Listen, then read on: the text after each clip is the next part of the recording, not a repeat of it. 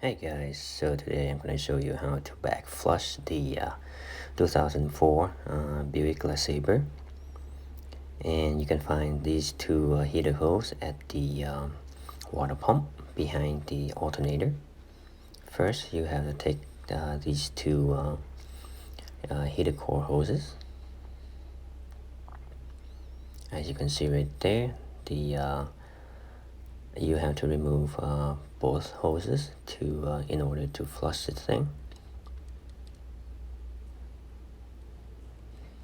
These heater holes can be very tricky to remove, but you have to be patient and do not ruin the heater hose, and you might get a new one that you do not really want to do that and completely waste your time. So just be patient and remove this heater hose inch by inch or millimeter, because as you can see right there, if you have a hook, just try to do like as I doing right there. Is very careful. And there also you can remove that the whole unit, but you don't want to remove that because it takes a lot of time, and there is an o-ring to that, so you don't want to mess that. So the best way is to remove the heater hose. Then you're going to use your needle nose pliers, a long one. Just work it bit by bit, and do not use the circular plier, because they might bite into the heater hose. Then it's gonna cause a hole. Eventually it will leak. So use a flat one or at an angle one like I use right there. Just work it slowly, left and right, bit by bit. And either you're gonna flush with water or flush with the air. So in this case I use the air, and do not fully depress that air gun.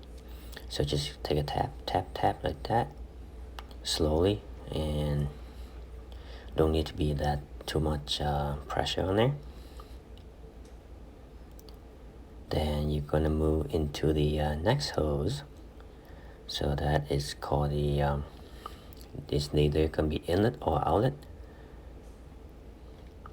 So you can back flush the other one.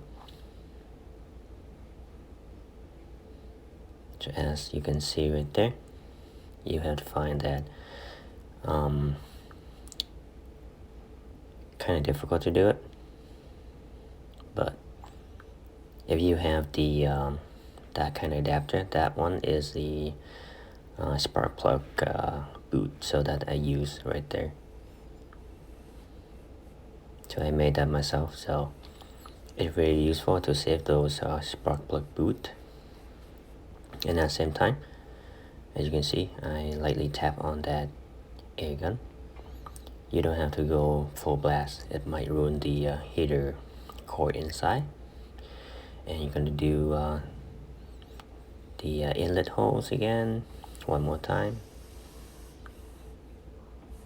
So just make sure to back flush to flush everything out.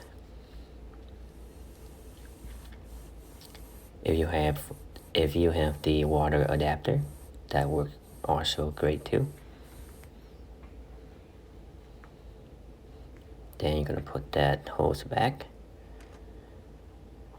Make sure you have your channel lock or mid-side channel lock to move that clamp. Put it back on. Now is the inlet holes. So do the same thing.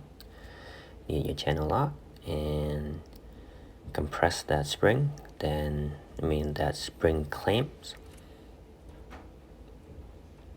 And sometimes they are really hard to get at because you have really kind of tiny spot to work on. So you have to be patient once you're done with that. So next step is going to be filling your coolant radiator. So for this one, I use this tool right here. It's called a funnel coolant filler. If you don't have one, you can go online and purchase one from I will leave a description link down there for you guys to find it and purchase it. You mean the link in the description box. Then you can start up your vehicle and make sure it is running fully hot. Then keep filling it until you see the bubble is not popping on that funnel. Then you are set.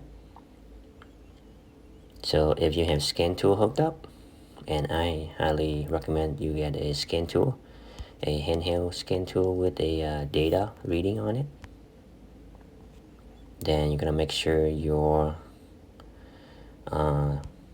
scan tool temperature and your temperature gauge is working right. If you remember right, is this one is start out like 140 Fahrenheit, and the vent outlet is 140 Fahrenheit too, before I replacing that one. And make sure you're always watching that temperature gauge. If it run hot, you better shut it off and fill it with a coolant. Then you see right there, it is 176 Fahrenheit. That is really good.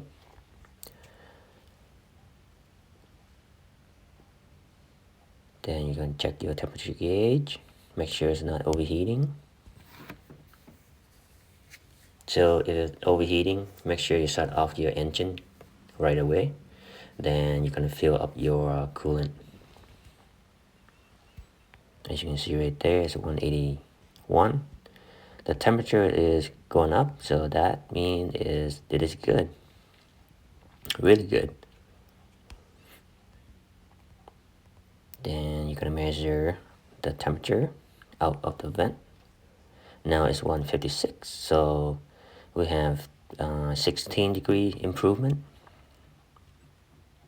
and that is confirming our fix. So if you liked this tutorial, and please hit that like button and subscribe to my channel. It really helped me out, and I really appreciate that. And it's 190, so temperature is really good. And the temperature gauge is right where it's supposed to be, right in the middle between hot and cold. That's what you wanted. Now it's 167, 170, so it is a good